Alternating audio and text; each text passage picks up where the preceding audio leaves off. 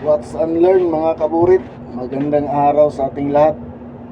At sana'y nasa malusog tayong pangangatawan tayong lahat ng mga Pilipino. Mayroon lang akong kaunting tips about sa mga kaburit, about sa OFW. Naaawa talaga ako sa mga kaburit natin ng mga OFW. Isipin mo, lumalabas ng ibang bansa para lang doon magtrabaho. Iniwan yung mga anak nila para magbantay ng anak ng iba doon sa ibang bansa. Kasi naman medyo mahirap itong buhay sa Pilipinas.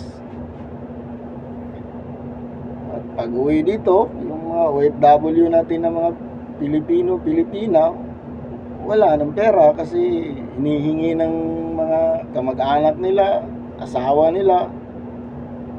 Alam mo naman na mababait yung mga Pilipino, mga Pilipina, hindi nila matiis yung mga kamag-anak nila dito, asawa nila.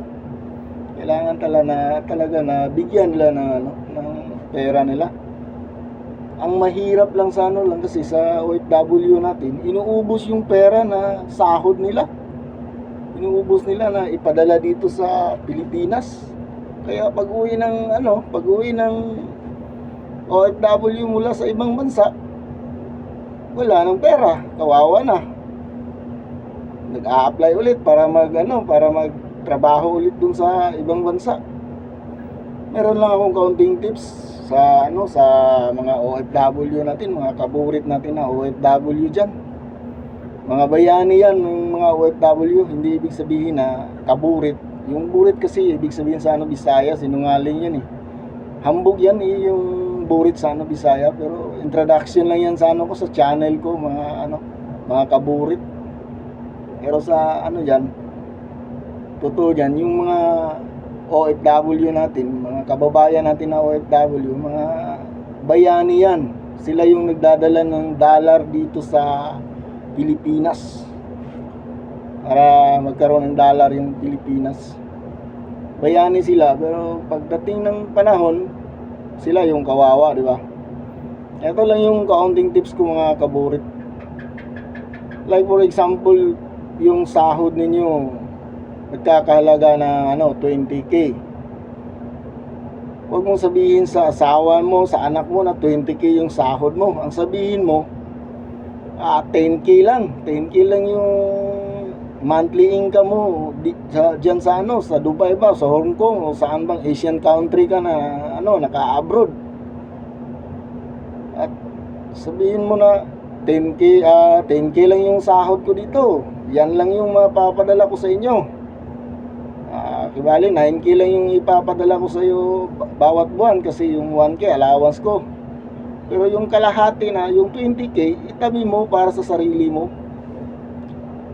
Yung 10k, ipapadala mo. Halimbawa, 20k yung yung sahod mo dyan sa sa ibang bansa. Itabi mo yung 10k, tapos yung 10k, ibigay mo yun sa sa pamilya mo. Sabihin mo, yan lang talagang sahod ko dito. Mahirap dito kasi ganito, ganyan. Mag-aral kayo mabuti yan. Alagaan nyo yung mga anak natin. Sabihin nyo sa sa asawa mo. Sobrang hirap dito. Ganyan. Para pag-uwi mo, meron kang investment para sa sarili mo. At kung sakaling magkakita ka ng kaunting business dito sa Pilipinas, may puhunan ka na. At pag uwi mo dito sa Pilipinas, huwag mo rin sabihin na may pera ka. Itago mo yan ng itago. Huwag mo talagang ipapakita na may pera ka. Pag uwi mo, sabihin mo, wala talaga akong pera. Hirap talaga dun. O inubos ko lahat yung padala ko sa inyo. Yan lang yung kaya kong ibigay sa inyo. Asawa ko, anak ko, mahal ko. Yung ganun. Yung iba nga, yung hirap, pag uwi na dito, wala nang asawa. Wala pang pera, wala pang asawa. Pero pag may pondo ka, may investment ka sa sarili mo, may 10k ka bawat buwan. Pag iniwan ka ng asawa mo, pwede ka na rin makabili ng another asawa para sa sarili mo, di ba? May bubuhay na sa iyo at sa Kung babae ka, may bubuhay na sa'yo, sa anak mo. May allowance ka na. Yun lang mga kaburit, huwag mong sabihin na ganyan yung sahod mo. Kasi pag sinabi mong ganyan, hihingi yan. Natural, bibigay ka naman kasi maawayan tayong mga Pilipino. Pero mas masaya naman yung mag-invest ka naman para sa sarili mo. May kakilala ko, mga ko diyan. Pagbalik nila dito mula ibang bansa, wala nang pera. Stay lang ng 1 month dito. After 1 month, wala nang pera. Apply ulit, balik ulit sa sa ibang bansa. Buti kung amo mo dun mababait. Yung iba naman, mabait. Yung iba, medyo hindi maganda yung karanasan doon. Kaya hirap na, tuliro na. Medyo may may sabit na sa pag-iisip kasi hindi na pinapakain. Pero yun lang yung masasabi ko. Ipon kayo para sa sarili nyo. Huwag nyo ubusin yung pera na sahod mo para ipadala mo dito sa mga kamag-anak mo, mga asawa mo, anak mo. 10K lang yung sahod ko dito. Ibigay ko sa inyo lahat para yung isip nila, pagbalik mo, wala lang si Mahal, yung asawa mo, wala yung pera kasi inuubos niya padala. Yung mga anak ko rin, wala na yung pera si mama kasi inuubos niya sa amin yung pag-aaral namin. Pero hindi nila alam na mayroon kang savings para sa sarili mo. Huwag mo rin yung ipakita kasi pag nakita nila yun, nangihingi yun. May pera yun si Mahal, si mama, ganun. Palitson ka. Pag uwi mo, huwag kang magpaparte.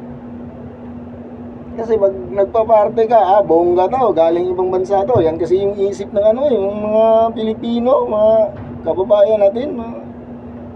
May pera to. Ayos to. Pahingi naman ng ng Red Horse dyan. Wala bang pulutan. Magaling yan mag-jamming yan yung yung mga Pilipino dyan. Mga kaburit yung mga Pilipino dyan. Agay ka. Ako pa'y ilaro ninyo dong. Pag wala na kay kwarta, wala ka ng pera, hinihinay na yan na umiiwas sa'yo. Tae ka na lang sa paningin nila. Pag may pera ka, lalapit yan. Pero yun lang. Sana makatulong ako konti. Konti lang naman yun.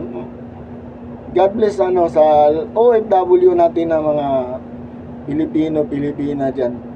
Maraming salamat sa inyo. Mga bayani, yung sakripisyo nyo, yung buhay ninyo, yung pamilya ninyo para sa kapakanan para sa success future ninyo. Delta, Kinalasan, Alpha. Maraming salamat sa inyo mga kaburit. Thank you so much. God bless you all. Libre ni Brad Bacapa.